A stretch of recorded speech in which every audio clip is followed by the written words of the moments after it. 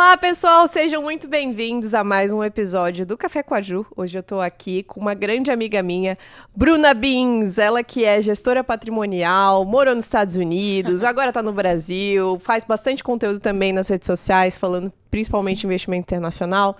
Obrigada, Bru, por topar vir aqui gravar comigo. Tudo certo? Imagina, eu que agradeço e muito grata de estar aqui, né? Obviamente, trazendo cada vez mais conteúdo para o brasileiro aí, ajudando ele a investir com segurança e mais rentabilidade. Legal. Bom, pra gente começar, como é que foi esse teu processo de entrar no mundo das finanças? Tu sempre teve interesse em trabalhar com isso? Como é que foi? Então, engraçado isso. Na verdade, quando eu era pequena, eu queria ser médica, porque eu tinha um primo mais novo e eu gostava de cuidar dele, então eu queria ser pediatra. Mas eu odeio sangue, sempre odiei sangue. E eu era, tipo, a melhor da turma em matemática, ensinava até minhas amigas matemática. Então, alguma coisa tinha lá no início, né? Não é uma coisa que eu sempre gostei, eu sempre amei números e matemática, mas não era meu desejo. E aí, o que aconteceu na minha vida em si? Quando eu me formei no colégio, em 2016, 17, 2016, não lembro agora, eu logo depois fui pro exterior para fazer faculdade. E aí, quando eu fui pro exterior, eu vi uma realidade totalmente diferente. Porque eu fui abrir uma conta no banco, uma vez, eu nunca vou esquecer, no Bank of America, e aí ele falou o seguinte: tu já não quer abrir uma conta de investimentos? E daí eu falei, investimentos, né? E aí fui pesquisar, entender um pouco mais. Eu já trabalhava trabalhava na época no exterior, então eu já ganhava meu dinheiro, queria fazer alguma coisa com esse dinheiro. E assim foi indo, e aí me despertou o interesse, eu fiquei completamente viciada. E o meu pai tinha um fundo de investimento no exterior, e os meus irmãos, tudo estavam indo para essa área. Então foi meio que um combo de família, assim, indo pro mercado financeiro.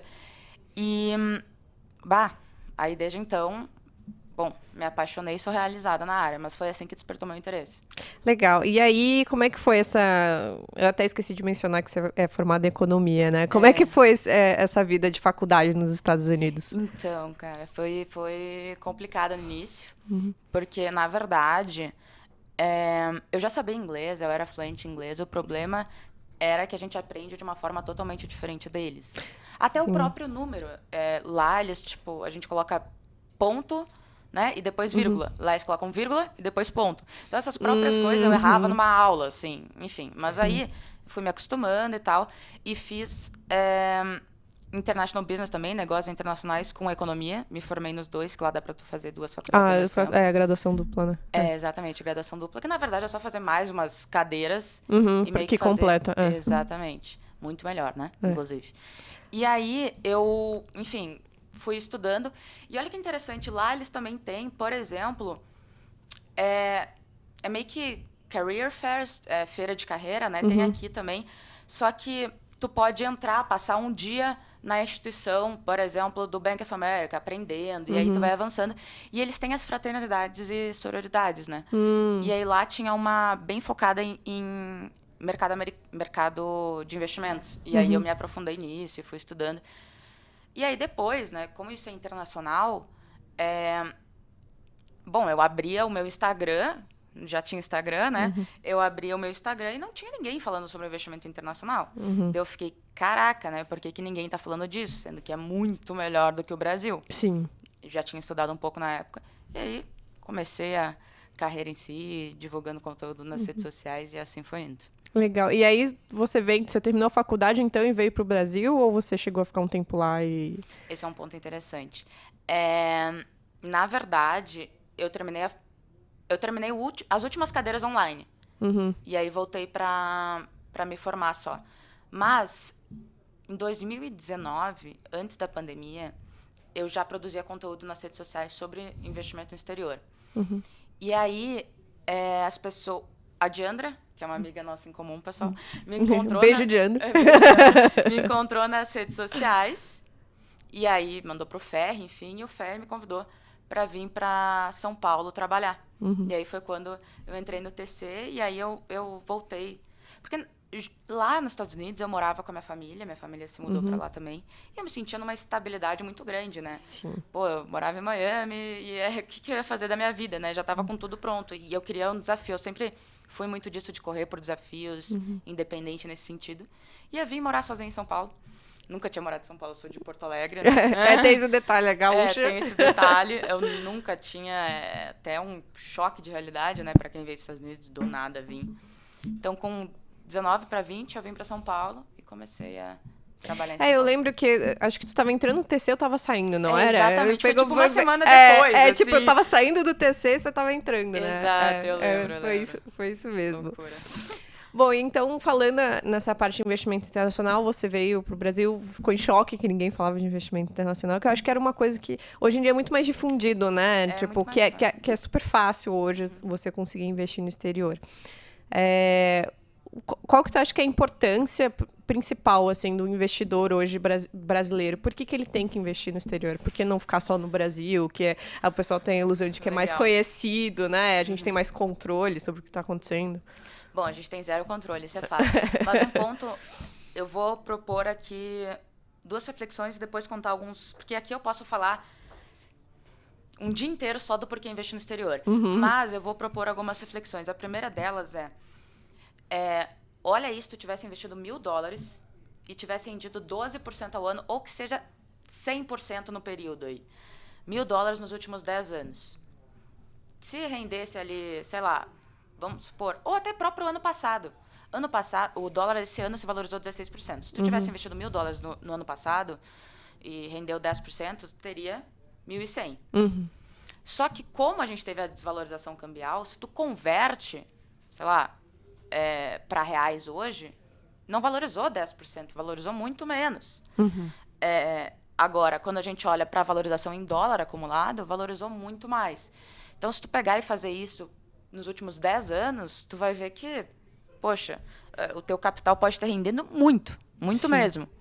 Mas em dólar ele não rendeu tanto assim. Inclusive, se rendeu pouco, pode ser que nem tenha valorizado nada em dólar. Então, esse é o primeiro ponto. Segundo ponto bom, tudo ao redor da gente tem uma influência do dólar no preço. Sim. Então, quando a gente fala aqui da madeira é cotada em dólar. Exato. Então, se sobe o preço do dólar, vai subir o preço da madeira. Então, tudo ao redor da gente... O próprio pão francês, ia falar pão cacetinho, né? O próprio pão francês. O pão francês tem trigo cotado em dólar, e assim vai indo. Então, tudo na nossa vida, ao redor da gente, é influenciado pelo preço do dólar. E no momento que a gente não cuida disso, não cuida do nosso patrimônio, não aplica no exterior, o que acontece? As coisas ao redor da gente aumentam de preço, como se a inflação, né? Só que nesse sentido impactado pelo dólar. E a gente continua com o patrimônio sem valorizar o suficiente, né? Sim. E esse é o ponto que eu vejo a maior parte das pessoas errando, não só sobre investimento exterior, mas também sobre investimento no Brasil. Fica comparando só com CDI, por exemplo, como está a rentabilidade, apesar do CDI ser acima da inflação, né? No momento que tu não sabe... Vamos supor, eu quero ganhar R$10.000 no futuro. Se tu olha R$10.000 hoje, daqui 10 anos não é mais 10 mil. Não tem o mesmo mil. Poder de compra. Então tem que fazer sempre uma projeção realista e ver quanto o teu capital está rendendo acima da inflação, porque isso de fato é quanto ele está rendendo. Sim. Porque não adianta chegar lá com 10 milhões no futuro, mas as coisas ao redor de... Tudo ficou muito mais caro. O real continua se desvalorizando, né? Esse ponto é bem interessante que você falou da questão de... as pessoas, às vezes, não têm noção de como as coisas ao nosso redor são cotadas em dólar, né? Que, às vezes, as pessoas têm essa impressão de que, não, dólar é coisa de, assim, quem vai viajar, ou quem... De rico. É coisa de rico, né? Investir no exterior é coisa de rico. Mas não é, né? Tá assim, no nosso dia a dia. Tá no nosso dia a dia, assim, não é só para viajar. Tudo acaba sendo, né? É que nem o pessoal, quando a gasolina sobe, né? Que o pessoal fala, não, mas eu nem tenho carro, então isso nem me afeta, né? E, na verdade, afeta um monte de coisa, né? Quando sobe o preço do petróleo. Exatamente. Então, e a segunda... Primeiro, sobre o iPhone, o jogo que tu mencionou, tem um iPhone Index. Não sei se tu já vi. Que nem tem, tipo, do Big Mac? Que nem tem o do Big Mac. E o iPhone Index mostra como que aqui no Brasil teve a desvalorização do dólar frente ao real. Porque algumas pessoas se questionam se a desvalorização foi só frente ao real ou se for frente às outras moedas do mundo. E em alguns momentos frente a todas as moedas. Mas se tu olhar o iPhone Index, tu vê como isso é muito mais discrepante a variação frente à nossa moeda em si, por causa do nosso risco. E o outro ponto, só antes para não esquecer, frente a por que alocar no exterior, um ponto bem interessante. As pessoas acham que, nossa, o Brasil, né, pensar no exterior é uma loucura. Mas tu pega um investidor dos Estados Unidos, a média dos investidores globais ao redor do mundo inteiro tem 30% do seu patrimônio fora. E o brasileiro, ele tá querendo deixar tudo no Brasil ainda, entendeu? Se o próprio americano, que tem a possibilidade de deixar tudo nos Estados Unidos, deixa 30% fora, o brasileiro quer deixar tudo no Brasil. Exato. Entendeu? Então, de fato, isso historicamente se prova como uma ótima balança de risco-retorno. Sim. Mais retorno, mais risco. Você consegue ver até em questão de correlação, né? Exatamente. Tipo assim, de ativos mais descorrelacionados, né? Para aumentar aí a segurança da tua carteira. Um exemplo que eu ouvi uma vez alguém falar que eu achei ótimo que a pessoa falava assim, você deixaria, por exemplo, todo o seu dinheiro no Cazaquistão, sabe? Aí todo mundo fala, não, nossa, imagina, eu vou botar todo o meu dinheiro no Cazaquistão. E aí parece que o Cazaquistão tem um rating melhor do que o Brasil. Exato. Assim, aí você fica, caraca, a gente põe o nosso dinheiro todo num país que tem um risco muito alto, né? Obviamente que por a gente morar aqui, a gente consegue ter uma noção mais fácil do que acontece. A gente tem do que no falsa Cazaquistão. Noção de que a gente tá seguro. É a falsa noção de que a gente tá seguro. Exatamente. E Ju, um outro ponto que ele chega muito pra mim é o seguinte, pô, Bru, mas o dólar agora tá 5,75. Será que eu compro agora ou não compro, eu compro né? agora ou não compro? É a pergunta do milhão essa, né? E eu adoro fazer as pessoas refletirem, né? E aí essa é a seguinte reflexão. Se tu tivesse hoje pra botar numa mala pra daqui 10 anos, tu pode botar ou, sei lá, 57 mil reais ou 10 mil dólares. O que tu vai escolher? 10 mil dólares. Então tu aceita pagar 5,7 no real. Esse é o ponto. O que tu aceita hoje? Então, essa é uma ótima reflexão até pra fazer pra, sei lá, o pai e a mãe que não quer investir, ou fazer pros amiguinhos, enfim. Sim. Porque justamente as pessoas, mas tá muito caro. Mas se tu tivesse essas duas opções, o que tu escolheria? Sim. Bom, se tu escolheria 10 mil dólares, quer dizer que tu aceita pagar 5,7. Exato. E até foi numa palestra da Avenue que eu vi isso, e o cara perguntou pra todo mundo, assim, todo mundo da plateia. E aí todo mundo respondeu, óbvio, que dólares. Então por que vocês estão reclamando do preço do dólar? Exato. Entendeu? Se você já comprar. E às vezes, assim, a variação cambial no dia a dia, assim, às vezes são variações muito pequenas, né? Mas a longo prazo, né, acaba valorizando muito, né? Então, às vezes, o pessoal fica se apegando ali em centavos, né? Para deixar de investir. E, às vezes, a gente tem que sempre pensar que o tempo tem que estar ao nosso favor, né? Então... E tem até 2 pontos sobre isso. O primeiro deles quando a gente fica esperando o preço, a gente esquece que o ativo que a gente investe poderia estar valorizando. Sim. Então, a gente está perdendo ali a valorização. Que nem a pessoa que deixou de investir no início do ano só porque o dólar, sei lá, estava 5, não lembro agora quanto estava no início do ano. Mas o S&P 500, que é o principal índice lá de fora, né, rendeu mais de 20% até esse ano. Então, deixou de ganhar 20% só porque o dólar... Enfim... E aí, agora o dólar já valorizou também 16% no ano. Então, deixou de ganhar 36%. Deixou de ganhar 36%, exato. E aí, o segundo ponto Peraí que me fugiu a memória. Não, tá, era esse do deixar de investir. E se tu pegar, e aqui, se eu não me engano, tá? Mas nos últimos 20 anos, comparado com o real, o dólar rendeu 10% ao ano. Então, né? Sim, exato. E tipo assim, gente... Pô, é que a gente vive no home bias, né, de falsa noção de que aqui tá seguro, mas tu vai para os Estados Unidos, tu já vê que aquilo lá vai andar mais do que isso aqui, entendeu? Sim. E só pelas notícias, enfim, tu já tem uma noção. Sim, a gente fica também nessa expectativa até por todo o risco que o Brasil tem enfrentado, né, a questão do pacote fiscal, tudo, né. Então, esse ano é a prova de que tu deveria ter investimento exterior. E olha que eu falei isso desde 2019, o que estava acontecendo em 2019? Bom, deu a pandemia, que o dólar... Bateu 6, não bateu 6? Acho que foi a alta histórica, assim, né? Foi na época que o Moro também saiu. Lembra que daí o dólar foi loucura? Não, foi uma confusão essa época. Então, daí eu falava para as pessoas, viu, tem que ter dinheiro exterior. É. Aí agora, agora 2020, 4 anos depois, 2024, né? 4 anos depois, tudo se repete. Exatamente. Estamos aí de novo, né? Estamos aí de novo. Invista no exterior. E hoje é super fácil, né? Você até comentou da Avenue, a Avenue é parceira aqui da W1 também. Então, assim, abrir a conta é super fácil, né? Você... Exato. E aí, sobre investir no exterior, tem alguns detalhes que eu acho bem bacana da Avenue. Existem outras instituições que eu trabalho com cliente também, mas por que eu gosto muito da Avenue? Principalmente para quem está começando ou para brasileiros em si, que não tem grande parte do patrimônio lá fora. O suporte é em português. É muito fácil. Tem todo o acesso para o brasileiro, assim, é feito para brasileiros. Sim. A equipe é de brasileiros. Então, eles entendem a nossa pele, né? Eles sabem o que está acontecendo. Outro ponto é que, quando a gente investe no exterior, e isso aqui é um detalhe importante, a gente vai, enfim, nosso patrimônio vai rendendo. No momento que a gente bate $60 mil, a partir de $60 mil, a gente começa a entrar em state tax americano. O que é isso? Eu tenho que pagar imposto, né? Sobre sucessão. E esse imposto, ninguém quer cair. Porque pode chegar a 40%. Sim. Enfim. E aí, a Avenue, eles vão até...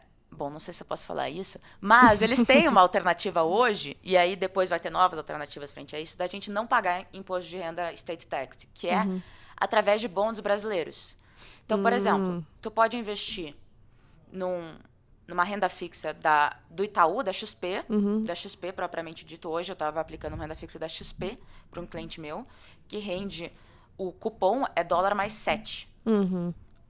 Quer dizer, vai aparecer ali 7% ao ano, né? Mas como você está investindo em dólar, exato, é dólar. acaba sendo dólar mais 7. Exato. E bonds Latam, ou seja, essa renda fixa que são emitidos por empresas Latam, ou, enfim, brasileiras em si, porque o Brasil está dentro do Latam, mas enfim, por empresas brasileiras, eles não entram em state tax.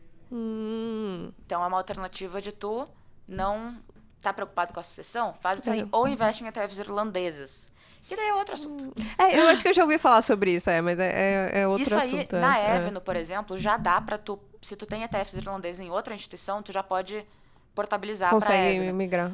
Mas eles vão liberar aí também.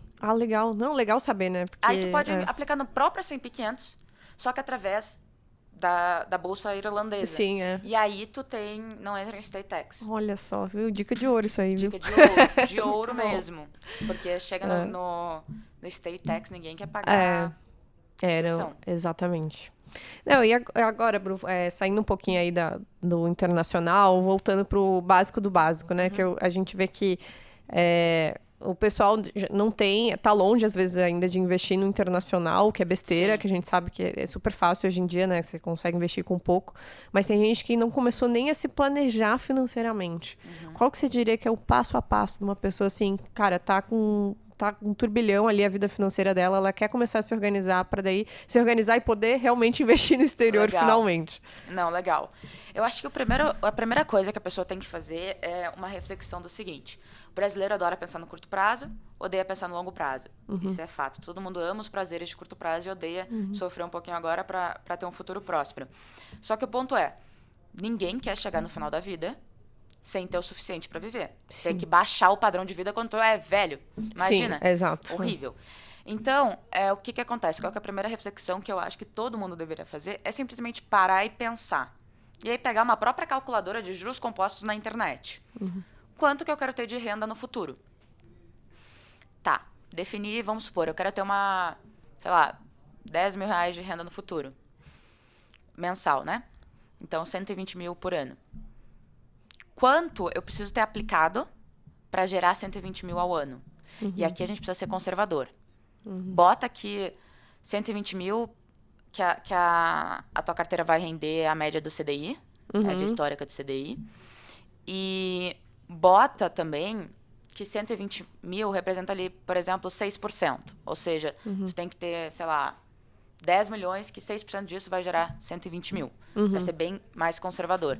E o que a gente sempre tem que buscar, obviamente, é 10 mil hoje, não é 10 mil no futuro. Exato. Considerar a inflação, né? Exatamente. Então, se a gente pega, a inflação nos últimos 10 anos, se eu não me engano, foi 5%, 6% ao ano. Então, considera que tem que render mais do que isso. Exato. Então, tem que ser 6% real. Sim. 6% acima da inflação. O IPCA é mais 6 que a gente fala. Exato. Então, esse é o primeiro ponto. Por quê? Aí algumas pessoas vão olhar e vão falar, caraca, eu preciso tô ferrada. fazer isso, ferrou. E aí tu vai encontrar uma maneira de ajustar a tua vida para alcançar aquele objetivo, seja aumentando o tempo, né, que tu vai se aposentar, seja aumentando o aporte, tendo que economizar mais agora para investir mais, Sim. seja buscando, eu acho que a última alternativa que tu tem que buscar é alguma coisa de maior rentabilidade. Uhum. Porque daí tu tá botando teu patrimônio em risco. Exato. Então, essa é a última coisa. Então, no momento que tu faz essa reflexão, dá o choque de realidade e aí tu vê o que tu vai fazer. Porque é nesse momento que tu, de fato, se tu não fizer isso, aí ferrou, entendeu? Se tu não faz isso, tu não tem uma meta.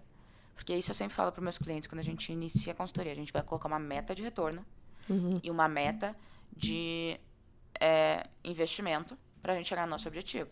Sim. A gente vai acompanhando isso. Se a gente não tem isso, como eu sei se eu tô chegando no meu objetivo ou não? A gente tá com um carro desgovernado e não sabe pra onde tá indo, carro né? E aí não chega onde quer, né? Exato. Exatamente. É que nem eu gosto de falar. Eu gosto de falar para meus clientes que eu sou o Waze, né? Ah, o Waze. O Waze, vai mostrar o caminho que tem que seguir. Exatamente. A gente vai colocar um objetivo final e eu vou te dar a rota. Eu vou recalculando ela ao longo do caminho, né? Caso aconteça alguma coisa que eu precise aumentar a segurança do teu patrimônio. Sim. Caso exista alguma oportunidade de investimento que a gente vai acelerar o processo. Caso exista algum ajuste tributário que a gente possa fazer também para minimizar o imposto, a gente vai acelerar, vou recalcular a rota. Mas a gente tem um objetivo final. Porque se a gente não tem objetivo final, o carro não tá indo pra lugar nenhum. Exatamente. E é muito importante isso de recalcular a rota também, né? Porque às vezes a gente tá indo pra um caminho, mas que nem a gente comentou, tipo... É o risco vida, né? país, por exemplo, né? Tipo, às vezes, sei lá, o presidente fala uma bosta, aí já muda Ferrou. tudo, já ferra tudo, né? Então tem que estar sempre atento, até por isso que é bom ter sempre um profissional, né? Por mais que a gente, né, as pessoas às vezes têm noção de como funciona, mas tem um profissional que tá sempre atento a tudo isso, faz bastante diferença, né? Porque é a pessoa que tá lá prestando atenção, né? Por isso que existem profissionais em todas as áreas, né? Exato. E outro detalhe que tu falou também, uma coisa importante também de recalculando a rota por exemplo, do nada eu tive um filho, pô, eu preciso ajustar. Ah, eu tô ficando mais velho, tô desacelerando, quero trabalhar menos, vamos reajustar. Então, tudo tem que... É que a vida também, a gente nunca sabe o que vai acontecer, né? Então, vai ter que ser ajustado. A gente acha que tem controle, né? E aquela história a gente acha que, às vezes, que a gente vai morrer amanhã, né? Que, tipo, não precisa nada ser resolvido hoje. Não, porque depois eu vejo. E aí, a gente tá sempre... curtir ao máximo. Exato. E é uma tentação, né? Ainda mais a gente que é jovem. Exatamente. Deixar a gente sair viajando, sair gastando tudo. E é uma tentação. Mas o fato é também... Obviamente, né? Ninguém tá falando aqui pra deixar de curtir. Sim, exato. Tudo com equilíbrio. Exatamente. O ponto é, tipo... É sempre pensar, e se, né? E se eu não acontecer isso comigo? E se? E se? Aí tu faz a reflexão, daí tu chega à conclusão que pode ser que eu me ferre no futuro. Sim. E eu não quero isso, então... Programação. Aí eu falo que eu tenho um raciocínio meio como se fosse um jogo de xadrez, sabe? Você vai mover a peça, mas você já tá olhando, e se o bispo for pra tal lugar, e se o cavalo for pra tal lugar, né? Claro, isso, sem deixar isso se tornar uma noia absurda, né? Mas é muito importante a gente ter essa visão, né? Pra gente não viver no deixa a vida me levar, e aí a vida vai levando, chega no final da vida, a gente não planejou nada e a gente se arrepende muito, né? Assim, e eu tenho diferentes tipos de clientes. Alguns que já chegaram no final da vida com desespero. Então eu vejo isso na prática. Pô, eu tô falando isso, realmente acontece, gente. Realmente acontece, cara. E aí eu tenho que, botar a pessoa na realidade, falar o que é possível, o que não é possível. Existem aqueles clientes que estão chegando, começando a desacelerar. Então, todos esses estilos, a gente precisa montar uma alocação bem preparada e ajustar. Mas eu gostei da comparação do xadrez. Que daí tu cria umas estratégias. Eu gosto de usar esse exemplo até com o Luca, meu namorado, porque ele já é uma pessoa menos... Ele é menos estratégico de planejamento, assim, sabe? Ele é mais de reação. Então, assim, tipo, a coisa está acontecendo agora, ele vai lá e reage. Eu, tipo, no dia anterior eu já tô pensando, não, porque amanhã eu vou fazer assim, porque vai acontecer tal coisa. Ele é artista, né? Eu já sou mais assim, tipo, aí eu uso esse exemplo pra ele. Eu falo assim, pra você entender o meu raciocínio é o seguinte, eu vejo a vida como um jogo de xadrez, sabe? Eu já tô olhando ali se o bispo tá andando, se o cavalo tá andando. Eu sou igual a ti. E a Diandra, ela é igual a Luca. Exato. Tanto que a gente já conversou sobre isso uma vez, que eu falei assim, cara, eu não consigo acordar amanhã sem saber o que eu tenho que fazer. Sim. Tem que acordar sabendo o que eu tenho que fazer. Sim. Porque daí o teu dia é muito mais... Sim, teu dia rende, né? Rende. Tipo, Se tu não sabe o que tu vai fazer, pô, tu vai demorar horas pensando, e a gente tem aquele negócio da capacidade de decisão no dia, né? Sim. Uma quantidade limitada de decisões que a gente consegue tomar lá no dia. E melhor horário para tu tomar decisões é de manhã, porque teu cérebro ainda tá aberto, né? Ainda não tá ocupado com as pequenas decisões. Faz sentido. Então, se tu não tem de manhã já certinho o que tu vai fazer, tu vai gastar tempo. Vai procrastinar pra caramba. E vai procrastinar. E outro detalhe, tem até... o Mark Zuckerberg ou o Steve Jobs que fazia isso? Que usava a mesma cor de roupa. Tipo, não sei. Usa a mesma roupa ou Elon Musk. Um desses caras. Um desses caras. Um desses caras. Usa a mesma roupa todos os dias, porque ele não tem que pensar, ele não gasta decisão. Ah, pra ele não gastar decisão. Caraca, Exatamente. que loucura. Tipo, se a gente escolhe mulher, que é, pô, Não tem complicado, como. escolher num dia antes, É. pô, a quantidade de tempo que tu salva e o estresse, tu não fica puto. Não, porque tem dia que você olha pro armário e fala, não tem roupa. Não tem E aí roupa, você perde uma hora tentando E aí fica pegar uma roupa. estressado, Fica se estressado e já atrasa, acaba aí com o dia. Já acaba com o dia, nesse momento. Por isso tem que escolher no dia anterior. Exato. Entendeu? Muito bom, Bru. Você falou, né, da consultoria e tal. Eu lembro que a gente teve uma conversa um dia que a gente tava jantando, que você falou sobre o futuro da consultoria financeira. Legal. Eu tô trabalhando também, né, em consultoria, apoio W1, inclusive.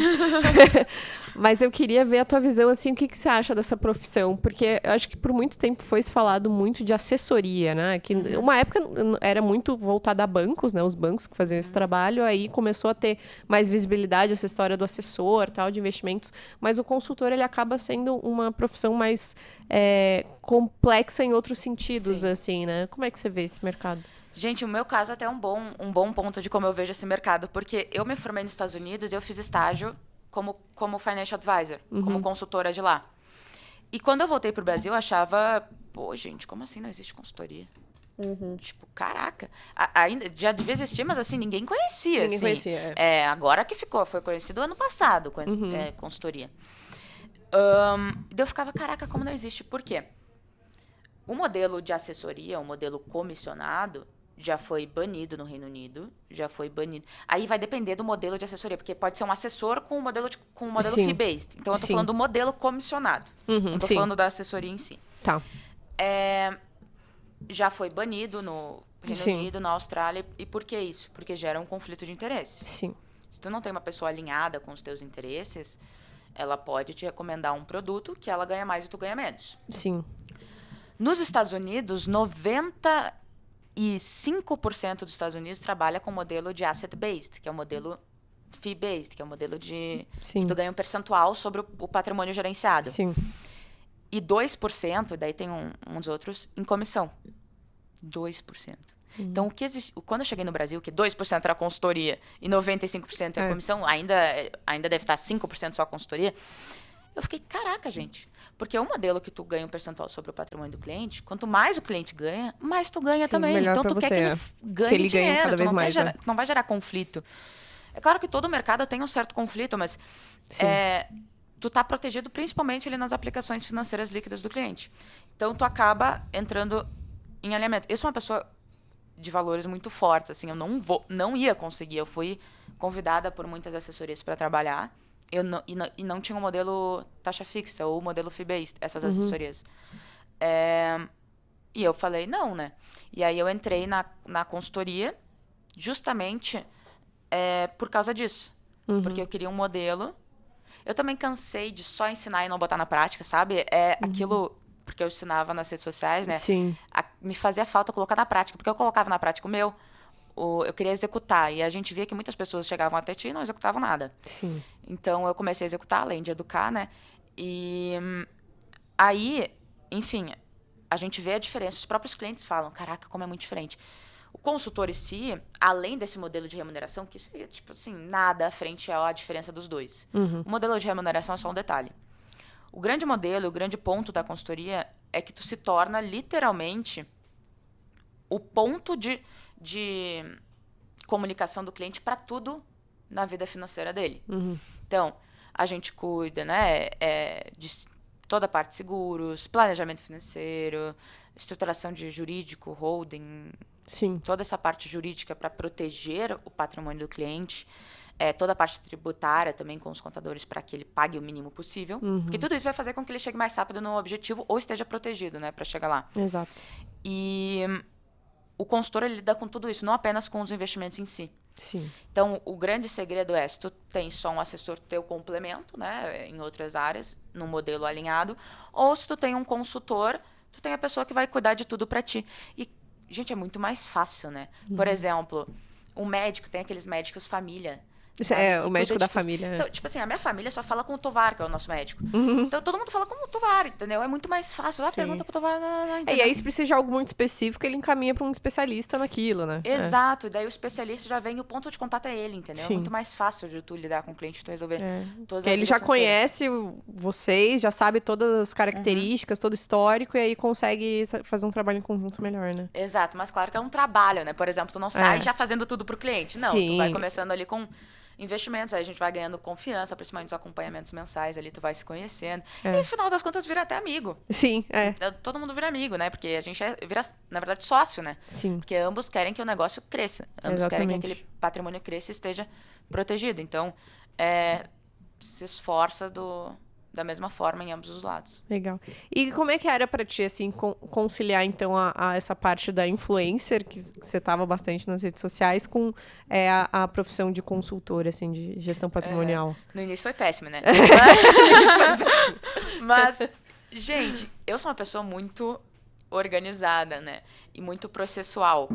Eu anoto eu desenho todos os meus processos, eu anoto tudo, porque eu tenho essa mania de economizar decisões em tudo. Então, eu deixo tudo que eu não preciso pensar, eu não vou pensar, eu vou olhar o processo.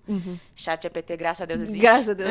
É a grande evolução, né, da tecnologia. Grande evolução. Mas antes do ChatGPT eu não usava, né? Não tinha isso quando eu comecei. Ou não sabia usar. Aí eu desenhava os processos, enfim, justamente para ter uma pessoa comigo. Então, eu sabia que ia ser complexo. Antes de acelerar a consultoria, eu comecei a estruturar para ter uma pessoa comigo nas redes sociais. E agora que eu desacelerei um pouco nas redes sociais, inclusive tem que voltar, as pessoas estão... Tem que voltar, tem que voltar. Tem que voltar. Mas eu desacelerei justamente para estruturar a consultoria. Então agora eu precisei dar esse passo para trás de rede social, porque a consultoria cresceu muito rápido, então eu não consegui dar o passo para trás ali, para justamente organizar. Agora tá tudo, na verdade, nesse mês eu finalizei a organização. Mas eu sempre conciliei bem no sentido de processos, assim, separa, tipo assim, micro, separa um dia, tem a pessoa, eu tenho as pessoas da consultoria, né, tenho o time da consultoria, e foi isso, mas assim, ainda é um desafio constante. E como é que é o teu dia no geral? Você acorda super cedo, né? O dilema. Você madruga. Eu madrugo. Eu acordo 5, eu gosto de... Normalmente eu leio ou toco teclado, porque eu comecei a fazer aula, né? Mas você já não tocava? Piano não tocava? Quando eu era pequena só. E Tá, daí eu comecei a fazer aula no início desse ano. Só que no tá. aplicativo, tem um aplicativo muito bom que tu faz aula. É? E aí eu leio, mas quando eu tô afim, eu pratico um pouquinho. Que a maioria dos dias, porque eu ando meio irritada de leitura, que eu não tô gostando dos livros, mas enfim. Aí eu vou pra academia, 6h15 é o treino. E aí volto, 7h15, me arrumo, 8, tô... Já tá nativa, caraca. Tô trabalhando. Mas não tem muito, assim, eu faço meu horário, né? Porque só que o horário de mercado é horário também Sim, horário pra gente acompanhar exato, e lidar com as horas. Mas não tem muito, assim, a minha rotina é bem... Acaba sendo bem tranquila, de certa às forma, 9 né? tem reunião com o time e tal, então bem tranquilo, assim. Tranquilo não, é bem corrido. Sim, mas eu consigo fazer as coisas mais difíceis sempre na parte da manhã, que era o que a gente tava falando antes. Que a gente tava falando que a Bru é mais uma pessoa da manhã, eu sou uma pessoa mais da tarde. Gente, aí de manhã não tem ninguém te enchendo o saco. É verdade. As Tá vantagens falar da contigo manhã. de manhã. Tá todo mundo emburrado de Tá todo manhã. mundo empurrado. De tarde tu faz as reuniões, entendeu? Tá certo, faz daí sentido. O pessoal vai falar com calma. Depois do almoço, principalmente, já comeu. É verdade. Tá todo mundo meio lento. Muito bom. Bru, e onde é que você se vê daqui uns 5 anos, assim? Quais são os teus objetivos de... Dá pra falar que é longo prazo? Não é tão longo prazo, médio prazo. Nos investimentos é médio. Na vida que a gente vive hoje, no dia a dia, eu acho que é longo, né? 5 anos muda muita coisa, né? Cara, Ju, onde eu me vejo em 5 anos? Eu sempre quis ter, quando eu era pequena com meus irmãos, né, um multifamily office. Na verdade, eu acabei entrando dentro de um multifamily office por causa disso. Porque eu acabava... Era um desejo meu. E eu me vejo realmente fazendo exatamente o que eu faço, só que, obviamente, com um time maior por baixo, junto com o Renan, que é o da Zanella, dono da Zanella, do multifamily office que eu tô hoje. Justamente sendo um time mais estruturado por baixo, mas com uma gestora que cuide do patrimônio do cliente alinhado com os interesses do cliente e, principalmente, focando, né, nesse modelo de one-stop shop, de ficar com o cliente para sempre.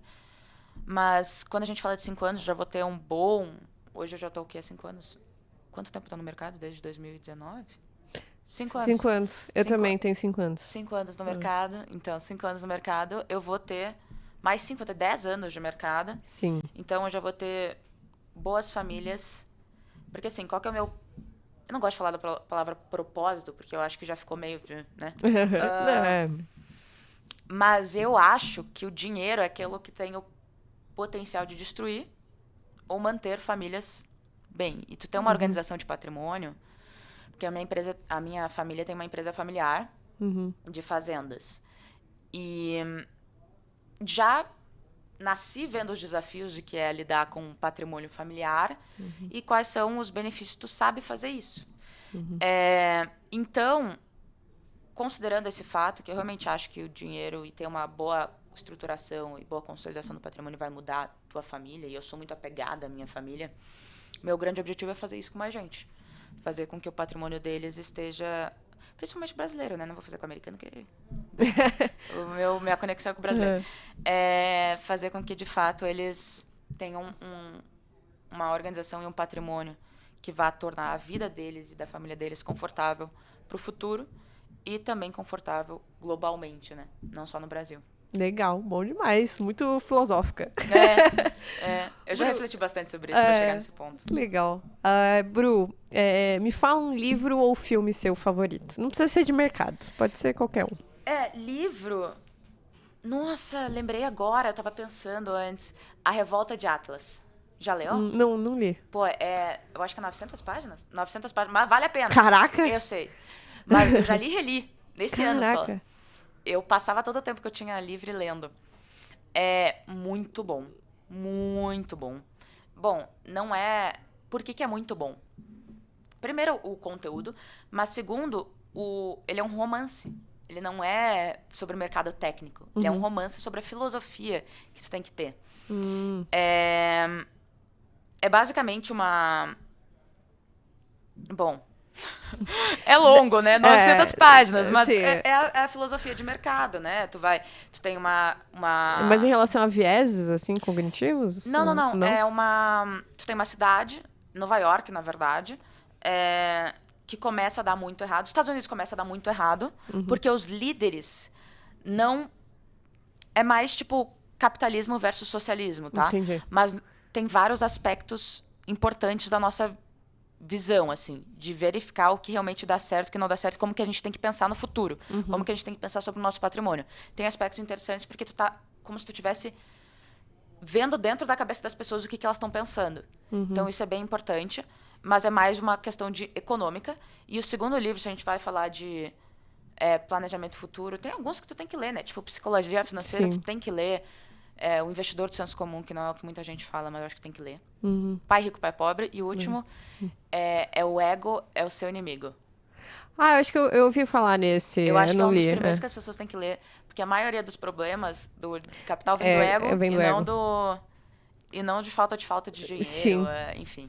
Exato. Bom, fica aí recomendações de Bruna Bins, Já falei 4, de livro. né? Eu pedi uma e veio 4, maravilhoso.